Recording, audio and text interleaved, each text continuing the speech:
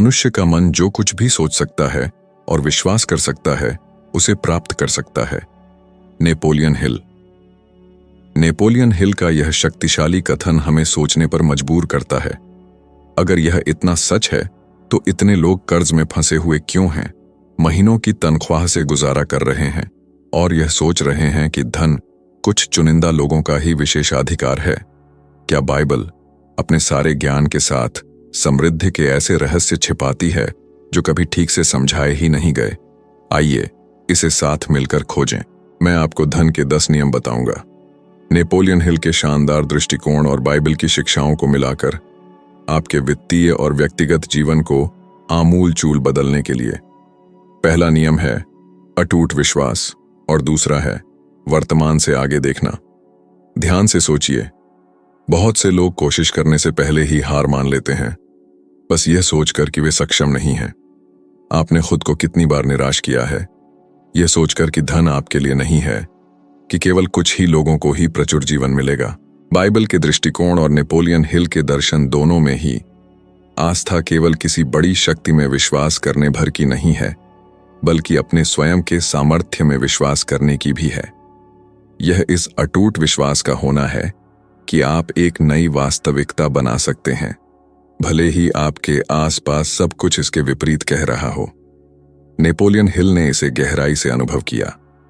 अभी युवा होने पर उन्हें उस समय के सबसे अमीर लोगों में से एक एंड्रयू कार्नेगी से बातचीत करने का अद्भुत अवसर मिला। कार्नेगी ने हिल से कहा कि अधिकांश लोग कभी अमीर नहीं होते क्योंकि वे अपने आप में पर्याप्त विश्वास नहीं करते, अगला कदम उठाने से पहले ही हार मान लेते हैं। यह बातचीत हिल के जीवन में एक महत्वपूर्ण मोड़ थी।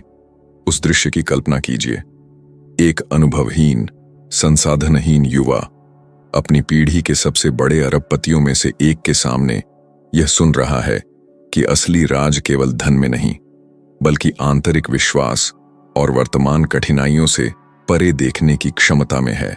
यह मुलाकात इतनी प्रभावशाली थी कि हिल ने अपने जीवन के 20 से अधिक वर्ष सफल पुरुषों और महिलाओं का साक्षात्कार लेने में लगा दिए, यह समझने के लिए कि कैसे आस्था और दृष्टि उनके भाग्य को ढालती है।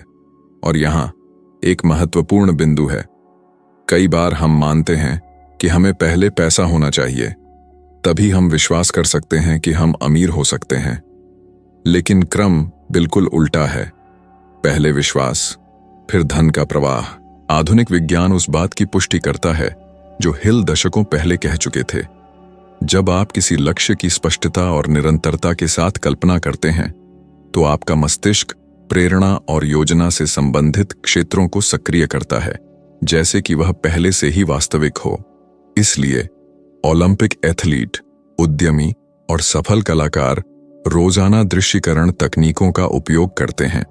मेरे साथ सोचिए, क्या आपने कभी गौर किया है कि असफलता में विश्वास करना कितना आसान है? जब आप सोचते हैं कि आपकी नौकरी छूट सकती है, कि महीने के अंत में पैसे की कमी होगी, तो आपका दिमाग इतने सजीव दृश्य बनाता है कि आपके शरीर को चिंता होती है। अब कल्पना कीजिए कि अगर यही ऊर्जा सफलता, समृद्धि और प्रचुरता की छवियां बनाने में लगाई जाए। कमी में विश्वास करना समृद्धि में विश्वास करने से अधिक यथार्थवादी क्यों होगा? यह विरोधाभास ही है जो लाखों लोगों को नकारात्मक चक्रों में बंधा रखता है। हिल का मानना था कि आस्था हर उपलब्धि का प्रारंभिक बिंदु है। बाइबल इस बात पर बल देती है कि बिना आस्था के परमेश्वर को प्रसन्न करना असंभव है। लेकिन यह आस्था निष्क्रिय नहीं है, यह केवल प्रतीक्षा करने भर की नहीं है। यह वैसे कार्य करना है जैसे वह पहले से ही वास्तविक हो। यह बिना स्पष्ट मार्ग के आगे बढ़ना है। दूसरा नियम, वास्तविकता से परे देखना, इस प्रक्रिया को पूरा करता है।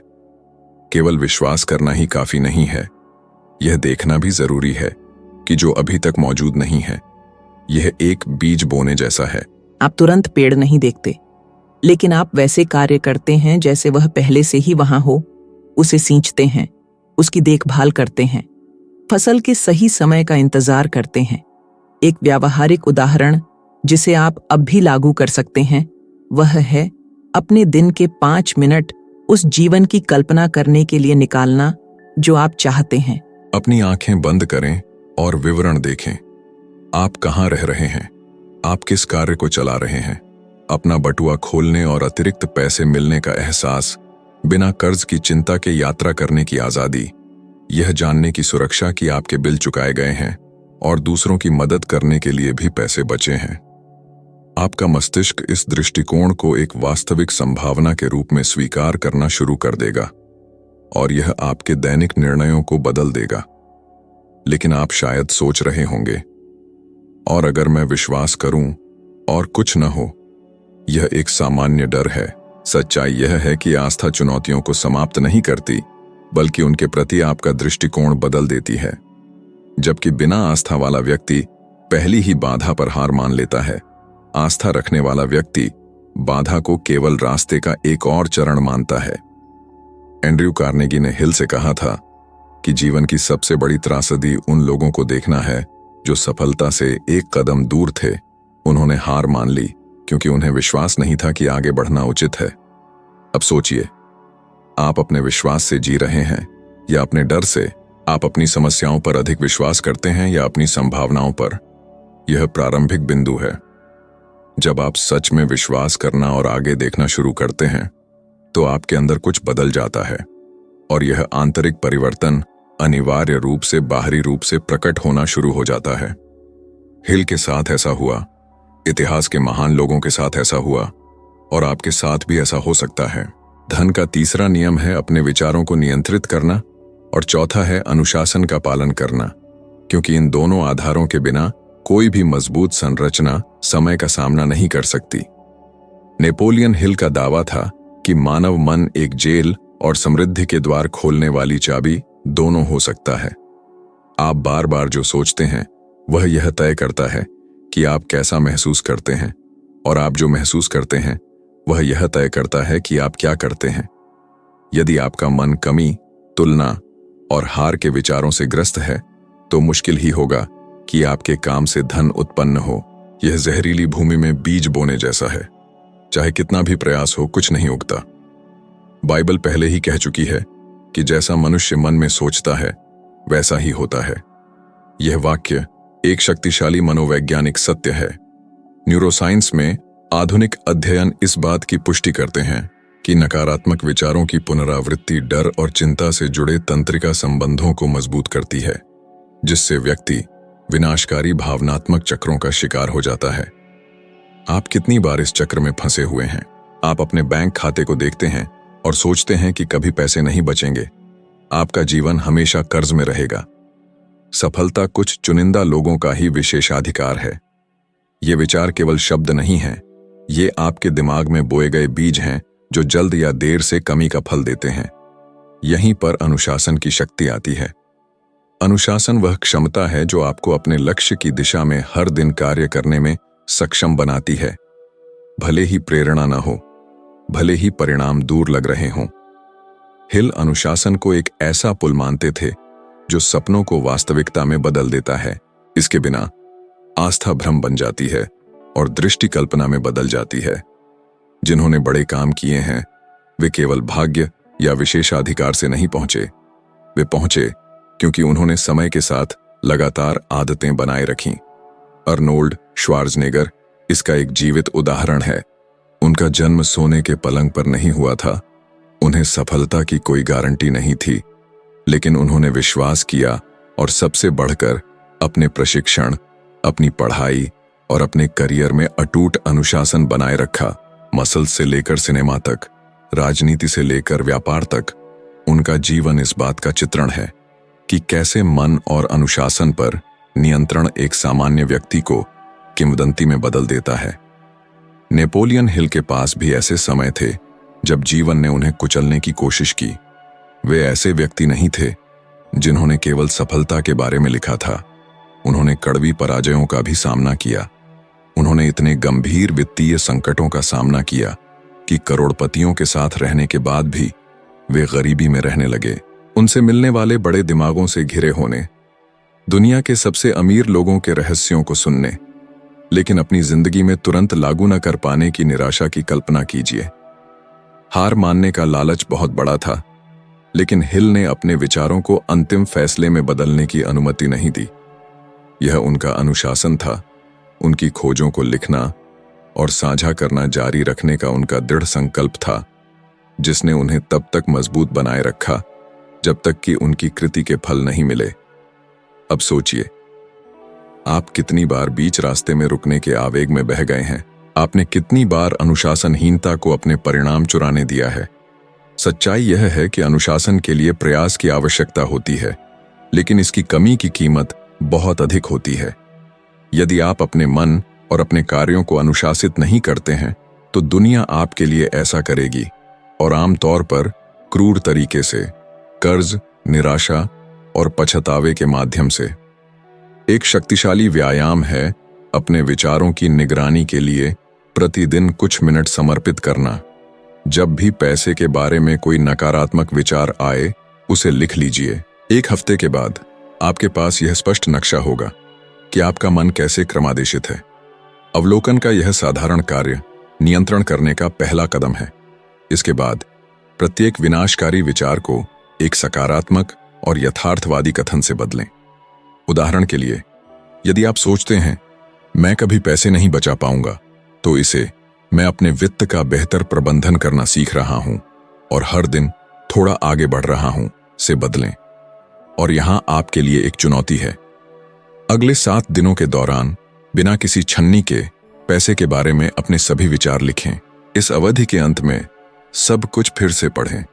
यह व्यायाम यह प्रकट कर सकता है कि आपका मन कितना आपका सबसे बड़ा दुश्मन या आपका सबसे बड़ा सहयोगी रहा है। अनुशासन इस छोटे से कार्य से शुरू होता है और यहीं पर समृद्ध जीवन का आधार बनता है। विचारों पर नियंत्रण और अनुशासन का अभ्यास करना आसान काम नहीं है, लेकिन यह वह आधार है जो किसी भी स्थायी उपलब्धि को बनाए रखता है। यह उन लोगों को अलग करता है जो केवल सपने देखते हैं और जो वास्तव में पूरा करते हैं। धन बैंक खाते में शुरू नहीं होता, मन में शुरू होता है। धन का 5वां नियम है अपनी संगति का चुनाव, बुद्धिमानी से करना, और छठा है उद्देश्यपूर्ण जीवन जीना। बहुत से लोग मानते हैं कि उनकी वित्तीय कठिनाइयां केवल अवसरों या परिस्थितियों की कमी से आती हैं, लेकिन उन्हें यह नहीं पता होता कि वे ऐसे लोगों से घिरे हुए हैं जो ठीक उन्हीं विचारों और व्यवहारों को बढ़ावा देते हैं जो उन्हें बंधा रखते हैं। क्या आपने गौर किया है कि किसी ऐसे व्यक्ति के पास रहने से जो हमेशा शिकायत करता है, जो भविष्य में विश्वास नहीं करता, जो हमेशा संकट, कमी की बात करता है, आपके सोचने के तरीके को दूषित करता है? यह रोजाना धुएं के साथ रहने जैसा है।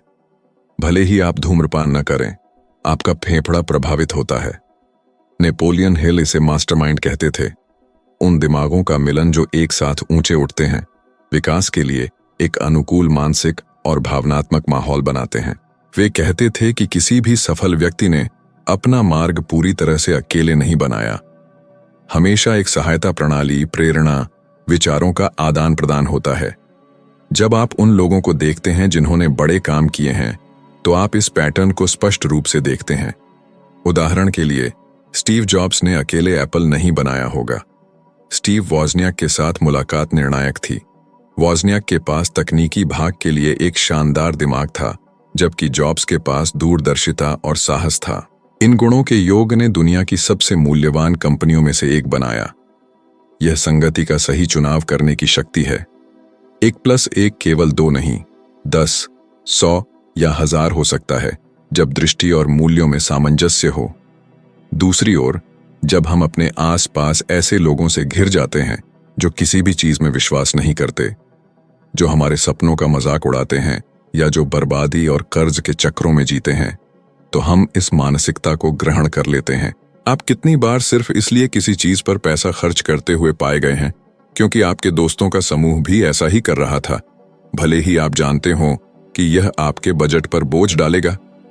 ऐसा इसलिए होता है क्योंकि आप जिस माहौल में हैं, वह सीधे तौर पर आपके वित्तीय और जीवन के चुनावों को प्रभावित करता है। दूसरा नियम, उद्देश्यपूर्ण जीवन जीना, यह है जो हर प्रयास को अर्थ देता है। केवल बिल चुकाने के लिए काम करने से एक खालीपन का एहसास होता है जिसे कोई भी धनराशि नहीं भर सकती। हिल का दावा था कि सबसे अमीर और पूर्ण लोग वे थे जो स्पष्ट रूप से समझते थे कि वे जो करते हैं वह क्यों करते हैं। पैसा एक बड़े उद्देश्य का परिणाम था। बाइबल इसी विचार को पुष्ट करती है कि जहां मनुष्य का धन है वहीं उसका हृदय भी है, और यहां एक कठोर सत्य है, बिना उद्देश्य के पैसा इकट्ठा किया हुआ कागज मात्र है।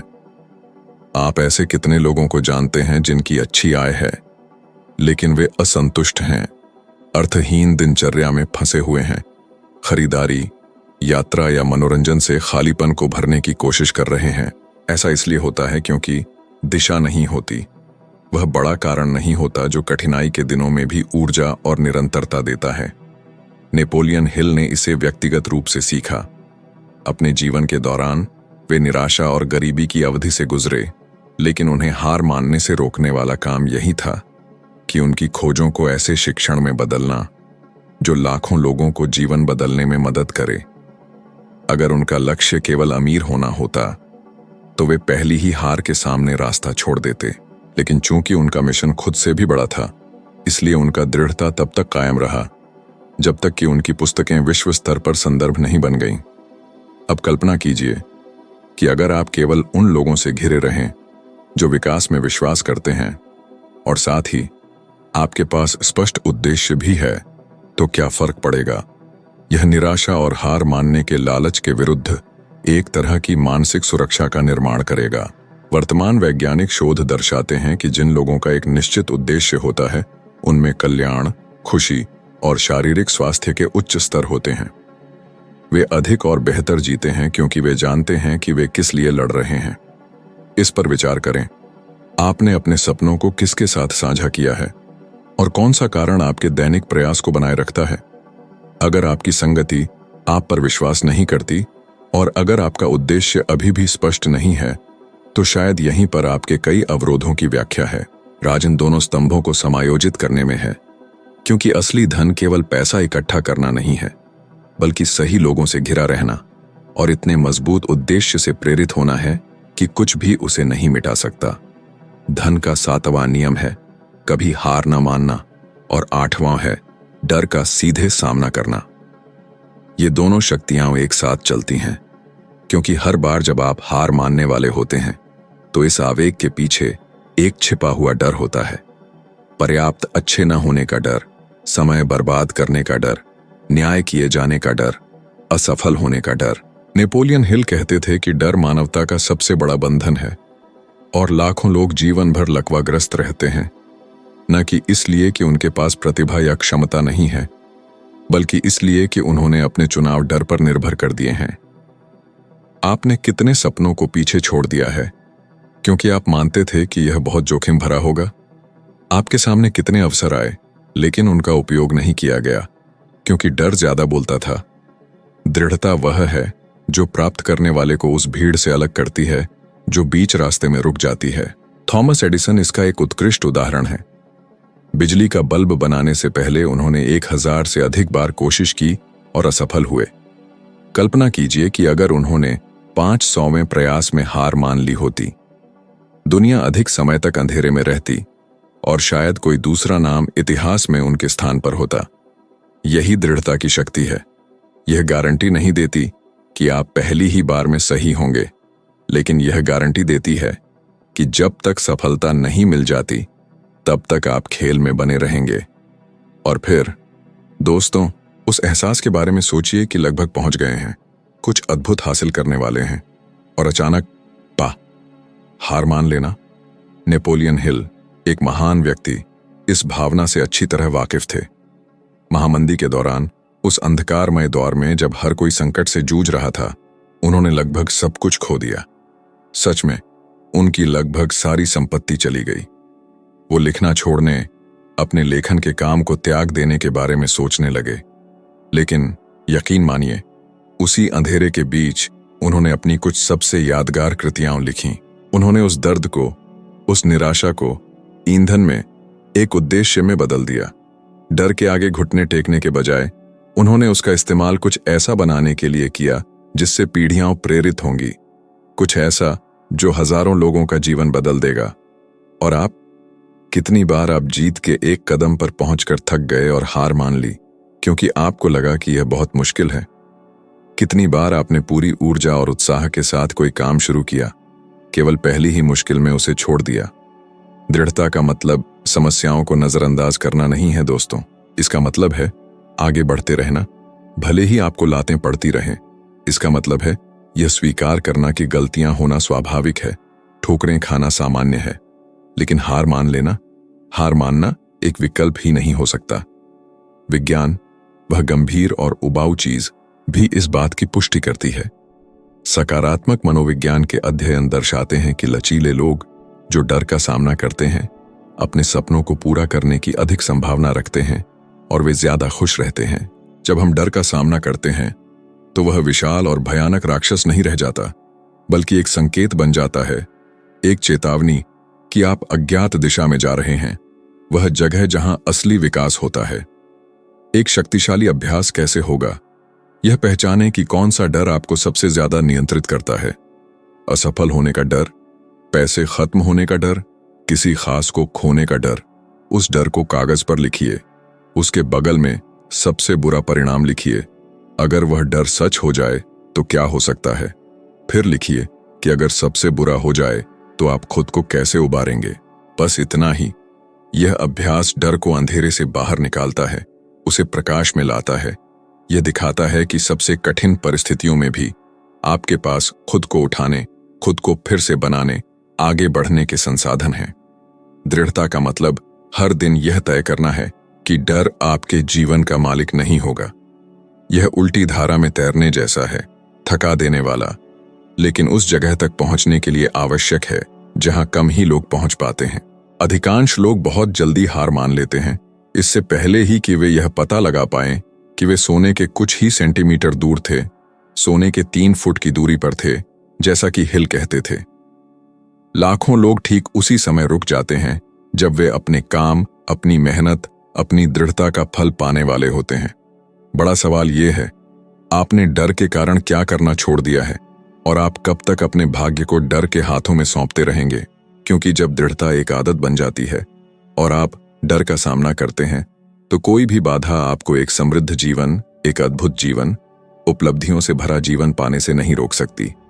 और भी है, एक गलत धारणा है कि धन केवल व्यक्तिगत चीज है, संपत्ति इकट्ठा करना, आर्थिक सुरक्षा। लेकिन सच्चा धन वह धन जो संपूर्ण करता है, वह है जो अन्य लोगों के जीवन पर प्रभाव डालता है। बाइबल कहती है कि जो देता है उसे मिलता है। नेपोलियन हिल ने इस विचार को बल दिया। सच्ची सफलता तब आती है जब हम दूसरों को उनके सपनों को पूरा करने में मदद करते हैं। समृद्धि एक श्रृंखला की तरह है, जितना ज्यादा हम साझा करते हैं वह उतनी ही मजबूत होती जाती है। क्या आपने ऐसे अमीर लोगों को देखा है जिनके पास बहुत पैसा है लेकिन जो खाली, दुखी, यहां तक कि अपने ही भाग्य के गुलाम लगते हैं? ऐसा इसलिए होता है क्योंकि उदारता के बिना धन एक बोझ, एक भार बन जाता है। पैसा विकास का साधन होने के बजाय कुछ ऐसा बन जाता है जो अलग थलग करता है और दबाता है। लेकिन जब इसका इस्तेमाल परिवर्तन लाने के लिए किया जाता है तो इसका अर्थ बैंक खाते में केवल संख्याओं से कहीं ज्यादा हो जाता है। ओपरा विनफ्रे इसका एक शक्तिशाली उदाहरण है।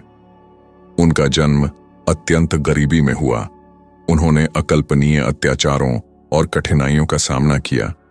वे परिस्थितियों की एक और शिकार हो सकती थीं, लेकिन उन्होंने दर्द को ताकत में बदल दिया, एक अरबपति करियर बनाया और फिर भी उन्होंने कभी धन वापस देना बंद नहीं किया।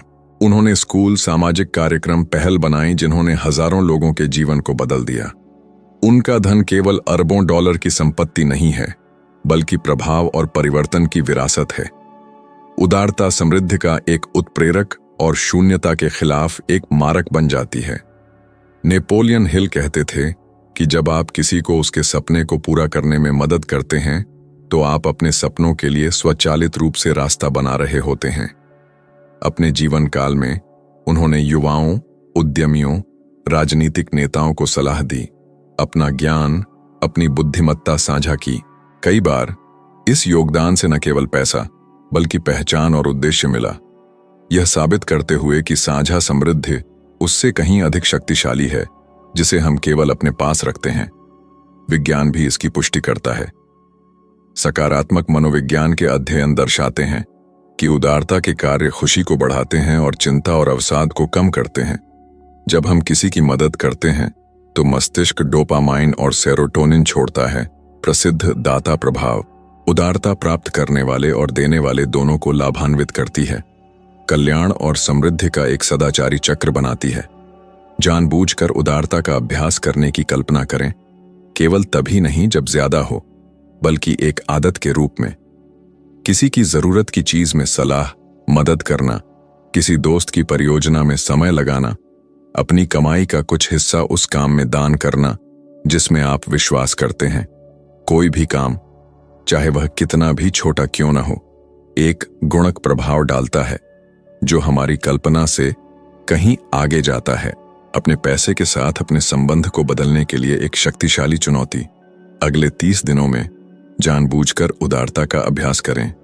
एक दिन में एक कार्य चुनें, छोटा या बड़ा, और देखें कि क्या होता है। शायद आपको पता चले कि आपका मन इस विचार से मुक्त होने लगता है कि पैसा कम है। शायद नए अवसर दिखाई दें, क्योंकि आपने सब कुछ अपने पास रखने के बजाय साझा करने का फैसला किया है। और शायद आपको पता चले कि सच्ची समृद्धि इस बात में नहीं है कि आप कितना जमा करते हैं, बल्कि आप कितना बदलते हैं। वह धन जो केवल आपके पास रहता है, आपके साथ मर जाता है, लेकिन जो धन साझा किया जाता है वह पीढ़ियों तक गूंजता रहता है। अपने जीवन को बदलना महत्वपूर्ण है, लेकिन जब आपका परिवर्तन दूसरों को प्रेरित करता है और उनकी मदद करता है, तो आप किसी बड़ी चीज का, किसी सार्थक चीज का हिस्सा बन जाते हैं। यहीं पर पैसा केवल संख्या नहीं रह जाता है और एक विरासत का साधन बन जाता है। एक संकेत है कि दुनिया में आपके रहने से फर्क पड़ा, आपने अपनी पहचान छोड़ी, अपना निशान छोड़ा। अगर आप यहां तक पहुंचे हैं तो बधाई हो। आपको पता चल गया होगा कि मैं यहां जो साझा कर रहा हूं वह सतही नहीं है। यह केवल कुछ मिनटों के लिए मनोरंजन नहीं है। प्रत्येक शब्द का एक उद्देश्य है, परिवर्तन को प्रेरित करना, जागरूकता जगाना और आपके विकास को गति देना। और इसीलिए मैं यहीं नहीं रुकता। मुझे पता है कि आपकी यात्रा केवल एक वीडियो में समाप्त नहीं होती है। बहुत कुछ पता लगाया जाना है, बहुत कुछ प्रकट किया जाना है, और मैं आपके साथ हर चरण में रहना चाहता हूं। तो अभी उस अगले वीडियो पर क्लिक करें जो आपकी स्क्रीन पर है। यह विशेष रूप से आपके लिए परिवर्तन के इस मार्ग पर आगे बढ़ने के लिए बनाया गया है। जब आपके व्यक्तिगत विकास की बात आती है तो मजाक करने की कोई जगह नहीं होती है, और मैं आपको अगले स्तर तक पहुंचाने के लिए पूरी तरह से प्रतिबद्ध हूं। मैं वहां आपका इंतजार करूंगा।